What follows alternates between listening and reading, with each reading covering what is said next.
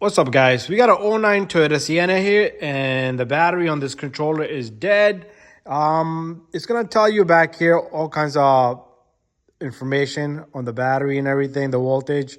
So we're gonna open this up. I'm gonna show you exactly. So this thing is not working. It's completely dead. No, nothing. So let's go inside and open this up. So this shouldn't be that difficult to open. All you need to do is find that little spot, and you need a flathead screwdriver. A knife will work too, and you pop this open very gently.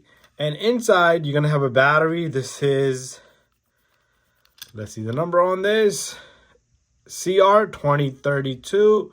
We're gonna pop this open, not pop this open, like pop it out of there. So it kind of slips out that way. So remember, the positive is up on the top, and this thing comes right out. And let me go get a new battery. So we have a new battery here, and what we're gonna do is, so these things will die after like 6-7 months, depending on the place you live at. We live in cold weather here, so it's constantly dying. So it has a positive on the top, right there, and a negative is in the bottom. So we're gonna slip it in. It's just gonna slip it in just like that. And that's how simple it is. This controller is kind of like, you see that? I don't know why that was like that. Water could get in there. So that's a seal. And after that, it's that simple, okay, to get that battery in there. And you close this baby up. It should kind of like lock itself. It will go click.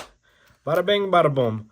And that should work. And if you have any other issues with the controller, if it's not working, then you have other issues. So thank you for watching my video. Stay tuned for more videos. If you got other Toyotas with this similar controller, same process.